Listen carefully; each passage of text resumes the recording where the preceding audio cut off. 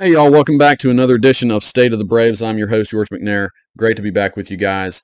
And it has been a strange week, kind of a Twilight Zone week for the Braves as Freddie Freeman returned to Atlanta and all of the weirdness of that. And I'm going to get into that a little bit, all the strange news that's come out actually since then as well. And so we'll definitely dive into that a little bit, give you my thoughts. And it's definitely a complex and growing situation. So want to dive into that just a little bit. But also beyond that, we're going to look a little bit into the All-Star game and some Braves that might potentially be starting in that, as the first round of voting was concluded yesterday, and some news came out about some Braves who might be able to start that game. And then finally, we will dive into what the Braves might be doing over the trade deadline. Of course, we're a full month away from that. So these are just my kind of early thoughts on the Braves' needs and some things that I might consider doing if I was in Alex Anthopoulos' shoes. So that's just kind of fun to get into and, look at some of the Braves' needs and what they could do to get better. All right, so let's start with Freddie Freeman and his return. Just kind of do a retrospective of this past weekend, and the strangeness that was Freddie Freeman. Of course, it's just generally strange still to see him in a Dodgers uniform, but nonetheless, he returns to Atlanta for the first time over this last weekend, and it all got started off with Freddie doing a pregame news conference on Friday. And I think some people just expected maybe a few tears, him getting a little emotional, but it being relatively normal, and it was anything but normal, as Freddie was overcome with emotion basically the entire news conference. I mean, he had to step out of the room almost immediately as he was overcome with tears. And it's kind of strange because that was just him, setting his eyes on some Braves reporters, and he he becomes that emotional. And so how emotional he must be to be back around his old teammates, Snitker, all of his coaches, all the people that have been so much a part of his life over 12 plus years in the Atlanta organization. But what came across, and if you haven't watched that, that pregame interview, you should, news conference. What came across is Freddie clearly did not want to leave Atlanta. There's no way, he's that emotional, that overcome. If he was just like, yeah, it's fine, I'll go to the Dodgers. He just clearly did not want to leave, and he hasn't fully come to terms with it, and that was obvious pretty early on. So it was an emotional week for him all week. If you watched those games, and particularly the last game of the series, the ESPN cameras kept zooming in on Freddie, and by the end of that game, I mean, you could tell he was struggling just to stay awake. The guy was exhausted, just emotionally drained. So this is not Freddie faking it or just putting on a good show so that so that Atlanta fans forgive him for leaving or that sort of thing. No, this was real, and it was unique. A lot of people have said that. A lot of reporters who've been in the game for years and years and years have said, I've never seen anything like this. I've never seen a player leave a team and return and act this way.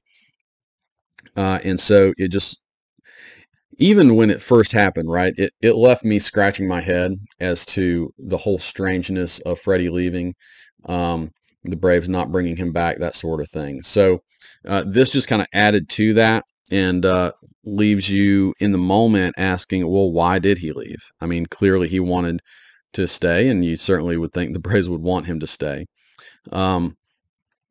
Yeah, so just watching that, you can really see Freddie taking in just all of the emotion of what has happened to him, right? Kind of processing what he's lost, right? He's lost being close to all those people who he's been close to for years and years, right? The team, the clubhouse. The Braves are known for having a very tight clubhouse and a great team culture, and he's had to leave all that. And there were shots of Freddie in the LA dugout, and no one's around Freddie. No one's talking to him. No one has their arm around his shoulder. And he's new to the team, so maybe the closest just isn't there yet. But it just leaves you feeling bad for him because that wasn't the case in Atlanta. And you just feel like he's in the wrong place. That it comes across that way. And his current teammates are probably feeling really awkward with the whole situation, feeling like they're second fiddle to the Braves. That Freddie isn't really committing, at least emotionally, to being a Dodger, which might be fair. But nonetheless, just very, very weird situation. So soon after this whole, this 3-game stretch in Atlanta, it quickly comes out, the news breaks that Freddie has fired his agent. And this gives a little more light, right, to the situation. It was reported that Freddie came out after these games and basically said he sat down with the Braves a little bit more. He learned from their point of view what happened in the offseason, and this angered him towards his agent, not feeling like his agent was serving his interests well, and so his agent is fired. And now the specifics of what that means is cloudy because several things have come out since then. But nonetheless, what is clear is his agent did not serve his interests well, right? Because if Freddie truly is this emotional about not being in Atlanta, he clearly wanted to stay. What's clear to me is Freddie wanted the best deal he could get with the Braves. Not the best deal he could get for 30 other teams, but the best deal he could get with the Braves and stay with the Braves. And that's not what happened, right? It all went down in a way that the Braves felt like they had to move on. They had to go towards Matt Olson just to get a solid replacement for Freddie, and they did it. And it's hard to fault the Braves for doing that in the moment. And then it leaves Freddie holding the bag if he has to take the next best deal, but he's not going back with the team that he loves. Freddie ended up signing a 6-year, $162 million deal with the Dodgers, but a lot of that money is deferred. So if you look at, this is through MLB TradeRumors.com, Freddie's deal, $162 million, actually has a value, a true value of $149 million. They determined that because so much of the money is deferred, it's in future payments. A lot of that value decreases over time. And so what he got is basically 6 years, 149. What the Braves offered, their final offer was 5 years, 140. And so you can see that at the very least, there's pretty much no difference in those offers, or very little. And you could even make the argument that the 5 years, 140 is the better deal because of what he can potentially make in a 6-year moving forward. So he didn't really get a better deal. And he really didn't get to be in the place he wanted to be. So at best, Freddie and his agent kind of botched the offseason. But it gets kind of worse because then another report comes down from Doug Gottlieb. Now I have to say that this report's unverified, and Doug Gottlieb is, if you know who Doug Gottlieb is, he's not an official MLB reporter. He is he's a radio host. Actually cut his teeth in basketball. So I don't know what connections he has to make this report, but he put this out on Twitter that Freddie's agent did not tell Freddie of the Braves' final offer. And of course, if this is true, if the agent withheld an offer from Freddie to get a potentially better deal from somebody else, that is huge, right? That has huge ramifications legally. It has ramifications towards that agency. That agency's name is Excel Sports. So all of these things are getting really complex, complicated, ugly. There could be legal action from Freddie on this if it's true. If it's not true, there could be legal action from Excel Sports towards Doug Gottlieb. Dansby Swanson is also represented by Excel Sports. So there could be, some future problems between Excel and the Braves in doing business. But it's ugly, right? And you can understand that Freddie and the Braves really feel like, well, gosh, this wasn't us not being able to get together. We had this bad actor in the middle who wasn't communicating well to either side for whatever reason. So So in terms of the relationship between the Braves and Freddie, you have to feel like a lot of that has been mended. I think that's important to understand. But if it's true, um, then you also think about, because the breakdown, the biggest blame I put on the Braves is that they didn't shore up Freddie before the offseason, right? They didn't extend Freddie. If this is true about his agent not communicating the deal with Freddie, is it possible that even happened, over the course of the last season? Because to an agent, it actually, from a monetary side of things, it actually benefits the agent to get the biggest money deal. And you're not getting the biggest money deal by doing an extension, right? You get Freddie to free agency, and you're going to get a bigger deal from somebody else. Now, I'm not saying that happened, but I'm saying, yeah, I could understand how that could happen, right? You're not being a very good agent if you're doing that, but I could see it happening. Now, on the other side, to be fair, Casey Close, this is the name of the agent, Casey Close came out totally denying all of this, what Doug Gottlieb reported. He states that the Braves are not not telling Freddie the truth about how everything went down. And he's threatening legal action against Doug Gottlieb. So a lot of stuff's being thrown out there. I think this is a very fluid situation in terms of what we learn about, what happened, and we'll just have to see. But it's certainly not done. The story is not over. I've heard a lot of Braves commentators and other podcasters talking about that this is kind of the end of things on the Braves end. That it's really more of a Freddie Freeman, LA Dodgers issue. Excel Sports, it's going to be on the end, and I think generally that's true. But I disagree that it's totally done on the Braves end of things. I mean, clearly Freddie loves Atlanta, sees himself as a Brave, clearly distraught that he can't be in Atlanta, and I really don't expect this to be over in terms of the Braves and Freddie for the rest of his career. Now, I don't know exactly what that looks like, but I think from an Atlanta standpoint, we are interested in what happens with Freddie and how it all turns out, and I don't think it's totally over from an Atlanta point of view. I think Freddie has been put in a really tough situation, and I hate it for him because I think he's one of the nicest guys in baseball.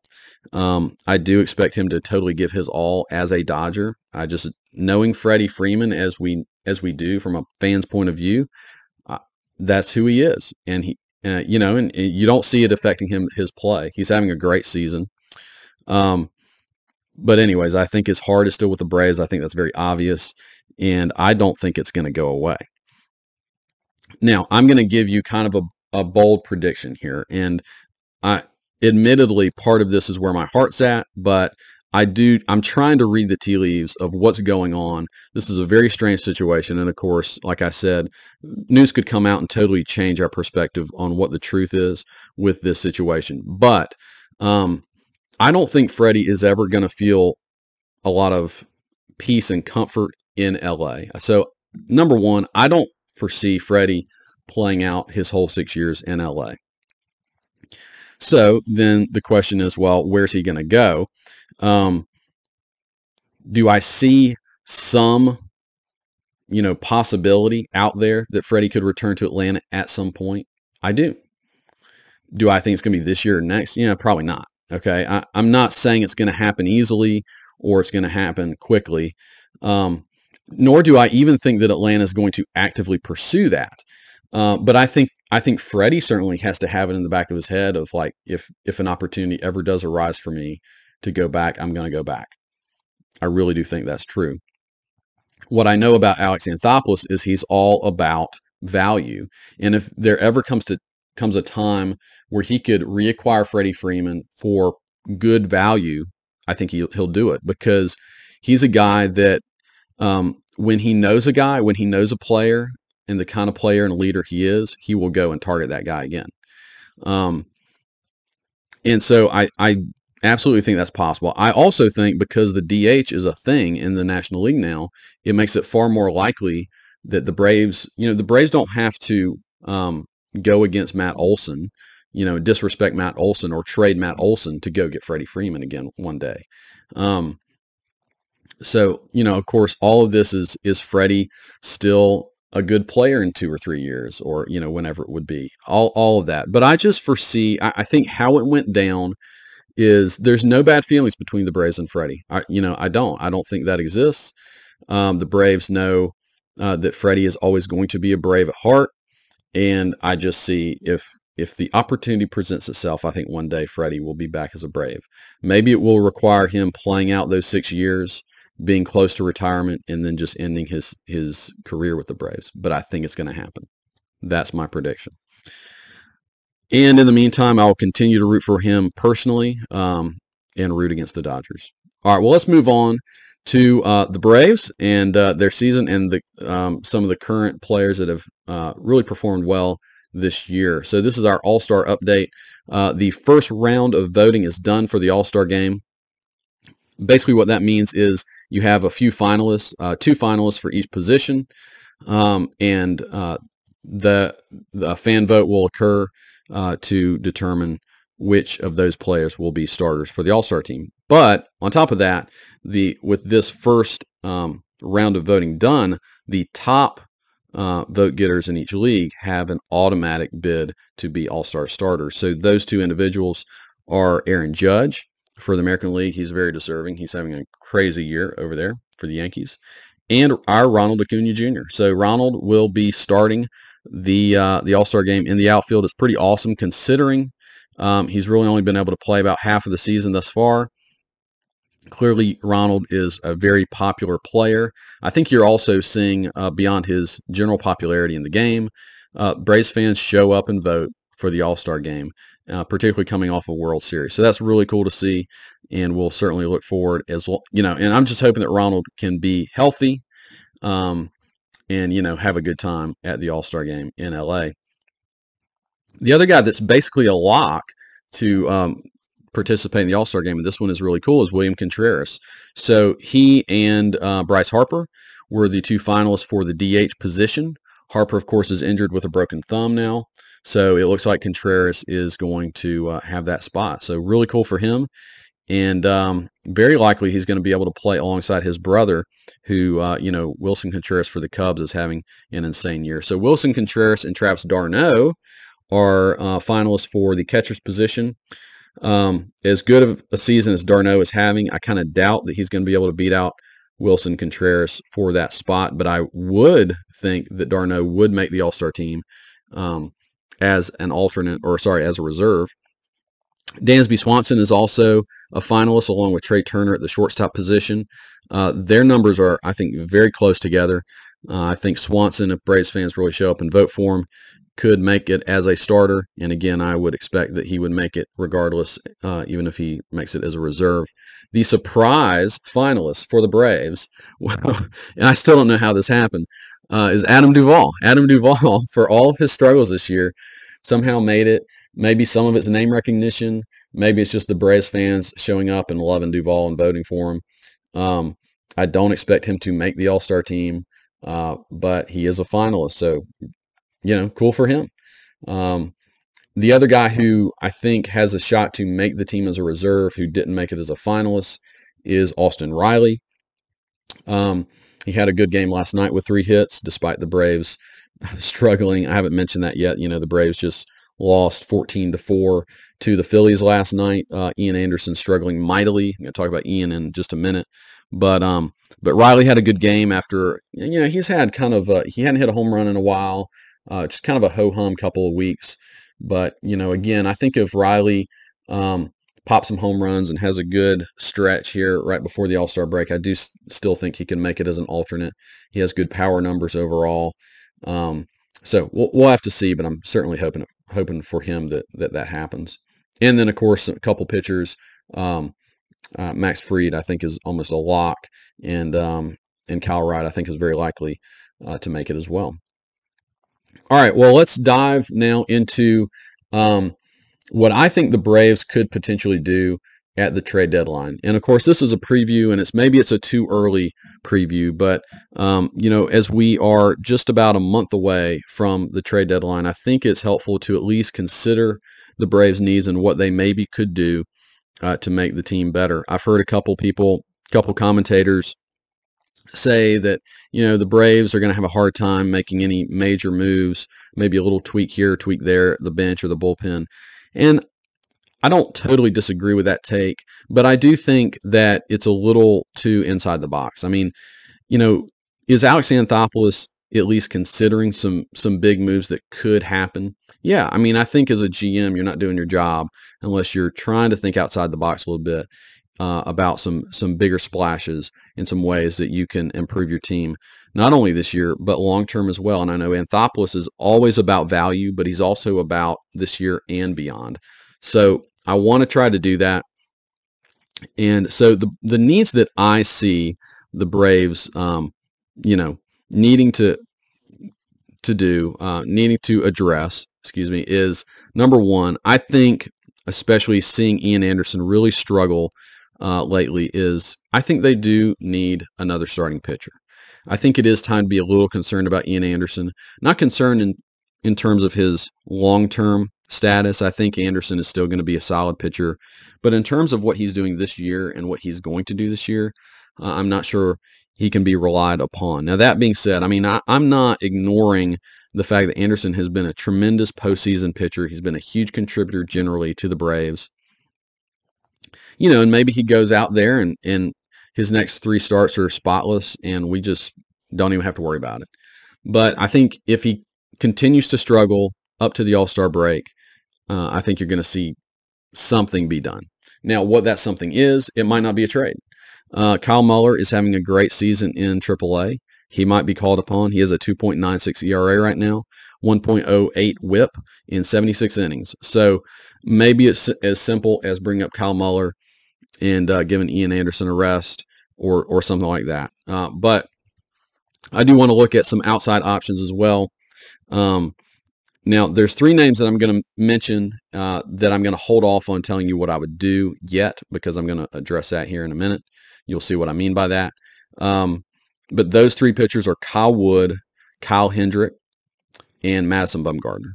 Alex Wood, of course, is a former Brave, also a former Dodger. So the Braves fans should be very familiar with Alex Wood. Right now, he's with the Giants. Kyle Hendricks and Madison Bumgarner, both wily veterans. Of course, Bumgarner has tremendous postseason exploits with the Giants, now with the Diamondbacks. But I'm going to hold off on all 3 of those guys. I think those 3 guys are actually very gettable, but I'm going to hold off for a minute. So the other guys that I have, starting pitchers that the Braves could target, the first is Martin Perez. He's having a career season by far, 2.22 ERA right now. He's only making $4 million on a 1-year deal. So very much would be a rental. You could probably get him for one solid prospect. On a lot of these deals, I throw out Huascar and Noah because I think some teams would value him pretty highly, but I think he's kind of run his course with the Braves. So I think you could probably get Martin Perez for a Huascar and Noah. Jose Quintana is another guy. He is with the Pirates right now. He's on an even cheaper deal, 1-year, $2 million deal. He's not having quite as good of a season, 3.43 ERA, but that's still pretty solid. You could get him for like a Darius Vines. If you haven't heard of Vines, he's kind of a lower level pitching prospect. I mean, still could turn into something really good, but not one of the top prospects for the Braves. Merrill Kelly is with the Diamondbacks, having a moderately good season, 3.64 ERA. He is the positive for him is the Braves could retain him for a few years. So he is signed through this year and 2 more years. Those 2 final years, he'd make $8 million a year. You could get him for a Darius Vines or maybe a Cal Connolly, who's a shortstop prospect for the Braves, but not their top prospect by any means at that position. And then here's one. This is an outside the box one, because all these other guys you're going to find pretty heavily in trade rumor articles and that sort of thing. The guy that I'm dreaming about is Pablo Lopez. So this guy's with the Marlins, of course. So he's in the division. Would the Marlins even be willing to trade this guy in the first place? I don't know. Maybe not. Maybe they'd shut that down immediately. Would they be willing to trade him in division? I don't know. Maybe not. Probably not. But I'm dreaming a little bit here, and I'm trying to think outside the box. So could the Braves present the Marlins with a deal that they couldn't refuse, basically? So here's what I would offer. Ian Anderson and Drew Waters, and maybe more if needed. But Ian Anderson and Drew Waters, the Marlins are known to be really heavy in the market for a center fielder. If they really like Drew Waters, this might attract them to this deal. Ian Anderson, again, even though he has his present struggles, he's somebody the Marlins could slot into that starting rotation immediately. And, this is not me giving up on Ian Anderson. I just, Pablo Lopez is one of the leaders in all of baseball in ERA. He has a 2.98 ERA. He is controllable for 2 more years past this season. But, the Marlins are not going to be good for the next 2 or 3 years. But Ian Anderson is controllable for like the next 5 years. So 4 or 5 years. So, it gives the Marlins a little more of a window of controllable, good pitcher. And who knows, maybe they'd bite on that.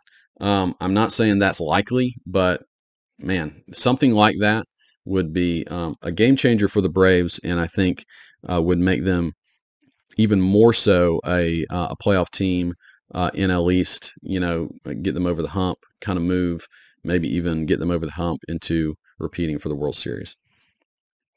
All right, so the Braves also, I think, could use a righty reliever.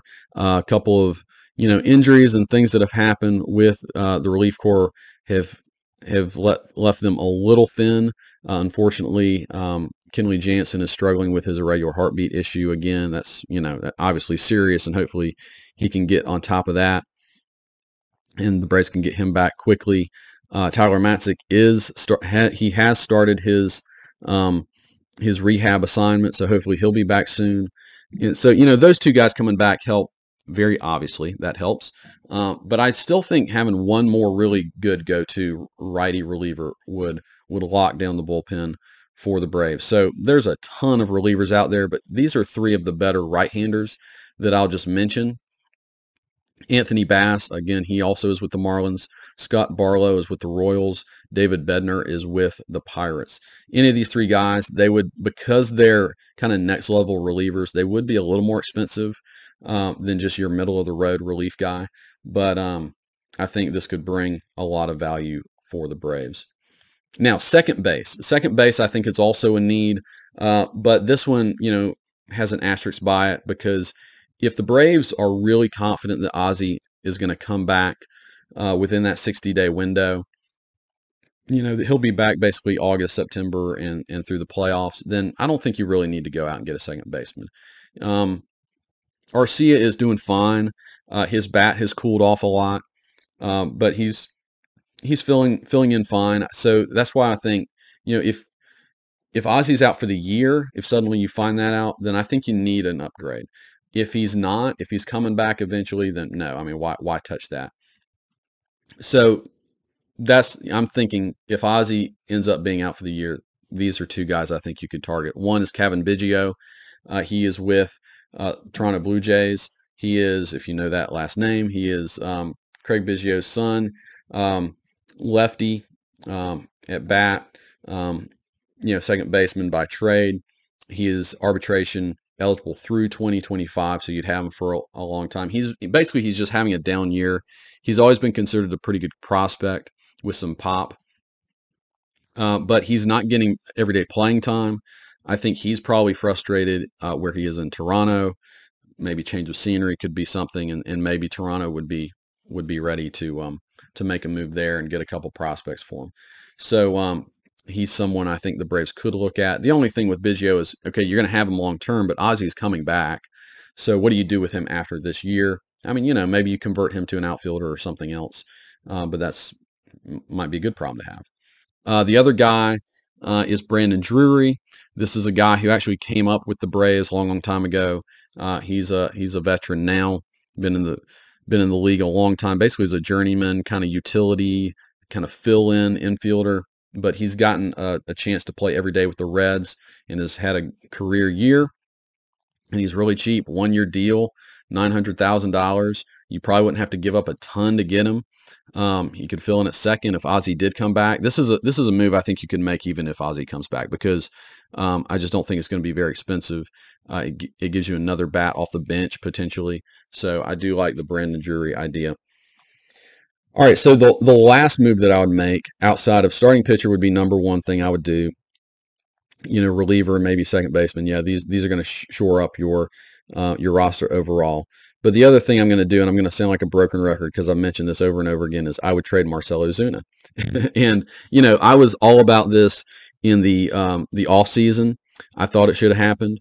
And if Ozuna had come in and been the 2020 version of Marcell Ozuna, maybe I would shut up about it. I mean, at least, even though I don't like him being on the team anyways, at least he would be producing, but he's not producing. He's hitting about 220. He'll occasionally hit you a home run, but he doesn't give you very good at bats, a lot of strikeouts. And man, when for some reason Snicker continues to also play him in left field, and maybe that's just because Acuna's been injured and that sort of thing, but it is so frustrating to watch Marcell Ozuna dive for balls, them getting past him and it being like doubles and triples every time. It's just bad defense, and he's just not giving you much. And on top of that, you're paying him a lot of money. So the trick is, what move can you make to get rid of Ozuna? And none of these deals are going to be, really fun to make. You're not going to get a ton for him, but I wanted to explore some things that might be at least realistic. The first thing I had to look for are teams that would maybe their DH situation is even worse than the Braves, so maybe they would go out and go for Ozuna and kind of hope that he does reclaim his 2020 abilities. So the first is the Giants, and the Giants are a pretty good team already, but they don't really have a set DH in place. So I think they might be interested. So this is where these pitchers I mentioned before kind of come in. So I would trade for Alex Wood and offer Ozuna, Shoemake, who is the shortstop at AAA, Huascar Ynoa, he shows up again, and I would also need to probably give them about $5 million to make this deal work. Again, all of these deals I've crafted are on the MLB Simulator Trade website. And so, I'm trying to be as realistic as possible with these trades. This deal would give you basically, a back-end starter in Alex Wood. He's a lefty. He hasn't had a very good year. He has about a 5 ERA, but he's been a much better pitcher than that over his career. It would also allow you to save basically the final year of Ozuna's contract. So just as a reminder, Ozuna is making $16 million this year, next year, and the year after. And he also has another year where the Braves would have to buy him out, which I think is like another $4 million. So there's a lot of money left on Ozuna's contract. So you'd be able to save basically the final year of his contract, maybe plus another $4 to $8 million more if you do the math. So a lot of money saved on the back end there. And you get a usable starter out of Alex Wood. So I like this deal. The next one would be with the Brewers. You don't get a whole lot back in this deal, but you do get rid of more of Ozuna's money. So it would be, you'd be trading for Kane, who is their center fielder. He's kind of in the latter, moments of his career. He's having the worst season he's ever had. But you might be able to use him as a, fourth outfielder or something like that. And then Keston Hiura, who is a second baseman. He's not having a good year, but he has some potential. So, maybe you can fill in some second base needs with him. So you could get those two players for Ozuna, Shoemake, and Huascar Ynoa and $5 million. So it's basically the same deal you're offering the Giants, just for some different players. You're not getting quite as much back, I feel like, in this deal, but you save more money. Like I said, you save basically the final 2 years of Ozuna's contract is gone. Kane becomes a free agent after this year, so you're not paying him after this year. So this one, again, is much more about the future than it is about the present. But, the thing with Ozuna is, do the Braves need him much moving forward if Rosario comes back and comes back healthy? If you get the Rosario we had last year, then who's going to play more? Rosario. It's kind of a no-brainer. So anyways, that's the whole thought process. All right, so the next deal is with the Cubs. So with this one, you get Kyle Hendricks, the pitcher Kyle Hendricks, for Ozuna, Shoemake, Inoa, and Janista. So Janista is just another kind of lower level prospect. You're not giving up a ton more there. You're not having to give up, any more money in this deal, and you basically save the final year of Ozuna's $16 million contract. So Hendricks is signed through 2 years, kind of a similar contract to Ozuna, but he's a free agent after next year. All right, the final deal, and I mentioned this one before, but Madison Bumgarner for Marcell Ozuna and Huascar Ynoa. Now with this deal, because Bumgarner's making so much money, is the Diamondbacks would have to send a good bit of money back to the Braves if they wanted to get this deal done. For this, based off of this website, I have Bumgarner and $23 million coming back to the Braves for Ozuna and Ynoa. So again, the Diamondbacks are kind of far off from being really relevant. Getting rid of this huge contract of Bumgarner might be beneficial to them. They also are kind of offensively challenged, so getting Ozuna might be something they would be interested in. And you still give them a pitcher like Ynoa, or you could, instead of Ynoa, maybe a Tucker Davidson or somebody like that coming back, so they have a little more pitching depth with losing Bumgarner. So those are the ideas of getting rid of Ozuna. Again, I feel like the Braves would not feel the loss of Ozuna much at all with Rosario coming back. So I'm very much, this is not just about this year, though. If you could get a pitcher like Bumgarner, Alex Wood, or Kyle Hendricks, I think it does potentially benefit you on the back end of your pitching staff. But it's also much more about a long-term clearing off that bad contract and kind of moving forward beyond this year. All right, guys. Well, those are my ideas for the trade deadline moving forward. Obviously, the next 3 weeks leading up to the trade deadline, 3 or 4 weeks, are really important, as we will see how Tyler Matzik comes back, how Eddie Rosario comes back, and maybe even, I haven't mentioned him much, but Mike Soroka. And obviously, we can't rely much at all on what Soroka is going to be like, but maybe that's another piece to, maybe the Braves don't have to go out and get another arm. But I would love that. I love Soroka. Pulling for him to be back and be healthy, but we will have to see about that one. All right, guys. Well, I hope you enjoyed this episode of State of the Braves, and I will talk to you soon.